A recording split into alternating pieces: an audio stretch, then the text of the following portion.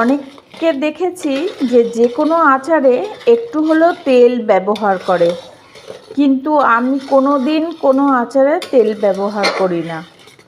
কুলের আচারে অনেকে কুলটাকে একটু ভেজে নেয় তেল দিয়ে, মানে ফোড়ন দিয়ে, শুকনো লঙ্কা ফোড়ন দিয়ে। আমি কিন্তু কোনো দিনও এক ফোঁটাও তেল ইউজ করি না কোনো আচারে। যারা আমার হাতে আচার খেয়েছে তারা নিশ্চয়ই জানবে যে আমি কেমন করি না করি। তো যারা খাওনি, যাদের খাওয়ার ইচ্ছে আছে, প্লিজ চলে এসো, কোনো ব্যাপার না। এইবার গুড়টা হয়ে গেছে অনেকটা, এইবার আমি কুলগুলো দেব। কুলগুলো আমি ফাটিয়ে গরম জল দিয়ে, প্রথমেই বললাম গরম জল দিয়ে তার মধ্যে একটু নুন দিয়ে কুলটা ভালো করে ধুয়ে নিয়েছিলাম। 2 দিন রোদ্রে দিয়েছিলাম, ধুলোবালি পড়েছে, যার ফলে একটু গরম জল দিয়ে ধুয়ে নিলাম কুলটাকে। এবার প্রত্যেকটা কুল একটু করে ফাটিয়ে নিয়েছি হাত দিয়ে বোটাগুলো ছাড়ানোর সময়, কারণ যাতে মিষ্টিটা পুরো ভেতরে ঢোকে, তাহলে খেতে খুব ভালো লাগবে। ভেতরে ঢুকে গেলে মিষ্টিটা কুলগুলো যখন খাবে তখন খুব ভালো লাগবে।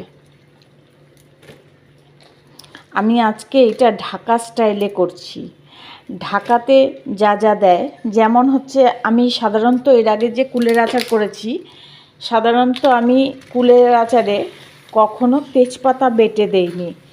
আজকে আমি তেজপাতা একটু ফ্রাই করে ওই শুকনো লঙ্কা, 5 ফোড়ন, সাদা জিরে, মৌরি আর একটু রাঁধুনি যখন দিয়েছি, তখন আমি তার মধ্যে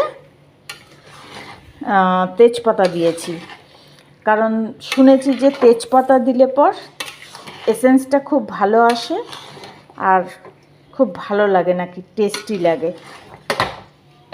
তো দেখি, আজকে দিয়েছি, এখনও কুলটা হয়ে যাক, তারপরে গুড়টা ঢুকুক, কুলটা হোক, তারপরে আমি মশলাটা পরে দেব। আমি প্রত্যেক সময় চিনি দিয়েই করি, আজকে একটু আখে গুড় দিয়ে করলাম, কারণ অনেক সময় আমার কর্তাও খায়, তার আবার সুগার আছে, যার ফলে একটু গুড়টা দিয়ে করলাম। মিষ্টি খাওয়া উচিত না, তাও কি করা যাবে, লোভনীয় জিনিস এগুলো, তাই গুড় দিয়ে করলাম, আখে গুড় দিয়ে। এবার যখন হয়ে যাবে তারপরে আরেকবার ফাইনাল দেখাবো, মশলাটা দিয়ে আরেকবার দেখাবো।